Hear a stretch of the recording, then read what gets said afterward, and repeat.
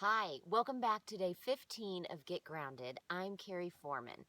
Today we're going to deepen our discussion on authenticity, and I'm going to tell a personal story from my past that, I'll be honest with you, is difficult to tell. It's a particularly hard period of my life, and standing in my own truth allows me to really be seen, and that's not easy. Growing up, I lived with shame for various reasons. There was a lot of chaos in my home, and I was very aware that my home was different from the safe, supportive, comforting homes that I visited of my friends. With this, there was a definite socioeconomic difference between my friends that I hung out with and my home. All of these things deepened the feeling that I had in my head, the feeling that I had in my heart, that I was different, lesser than, not as good. The differences that surrounded me, I felt were very evident, and I was very invested in hiding those differences. My early school years, I loved learning. I was very invested in school. I loved reading, could read for hours. I tried out for almost every sport. I participated in school government. I was in every club you can imagine. The feeling of accomplishment that I got from learning, the feeling of accomplishment that I got from excelling in certain sports, the feeling of accomplishment that I got from participating and leading was a feeling that I would soon forget. As circumstances worsened in my home, the shame that I felt grew deeper. By 7th grade, I started to drink. I started to view myself as different. No one noticed. No teachers noticed. My parents didn't notice. No one noticed the shame that was growing in my heart, the changes that were occurring with me, and the path that I was changing for myself. By my sophomore year in high school, I had a fully functioning ID. I was skipping school, actively drinking and smoking pot. I had been on the cheer squad for a couple of years. This was a sport that I excelled in at the time. My sophomore year, I got caught for skipping school. I was skipping school to see a boy that I was dating at the time. And I remember pulling up after school so that my parents could pick me up and not know the difference, and seeing my principal standing outside, and I knew in my heart that I was caught.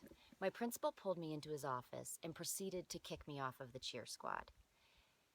The shame that I felt deepened. It grew. I had girls on the cheer squad giving me dirty looks. I had people who were once my friend not hang out with me anymore. Overall, there was a general consensus of, yep, I was right. I am different. I'm not as good. The shame I carried with me from my childhood would form how I lived my life up until I had children. I had my first child at age 30, and I began to think, I want to be better. I want to be better for him. I want to show him what's possible.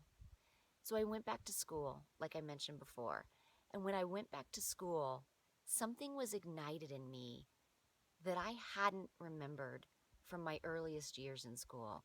How much I loved learning, how capable I was in school, and how shame had gotten in and changed my path until I decided to not let it anymore. Going back to school reintroduced me to who I was authentically at my core, who I was before I forgot, who I was before my environment changed me. It reminded me that I was somebody great. My very favorite quote is "What you think, you become," from Buddha. I have it tattooed on my back. The reason I love that quote so much is because it perfectly describes me. I was so full of shame and so invested in hiding who I really was and not living authentically that I became what I feared. I became what I was trying to hide. It put me on a path of not accepting myself, of not being who I was. Succeeding at school the second time through showed me I am who I say I am. I am who I feel inside. It doesn't matter how we grew up. It doesn't matter what chaos was in our home. It doesn't matter if we were carrying shame with us. We no longer have to carry it. It's hard to tell a story about ourselves. It's hard to tell a story that brings us shame because, again, we are being seen. We're being seen for who we are. We're being seen for mistakes we made in the past. And that's hard. So here are my intentions today. I am present. I will shed old stories and use them to propel me forward. I have processed my past. I will use new stories to define me moving forward. Now it's time for you to set your intentions. I certainly need the full breath into the count of 4, out to the count of 8. Feel it, visualize it to be so, and send it out.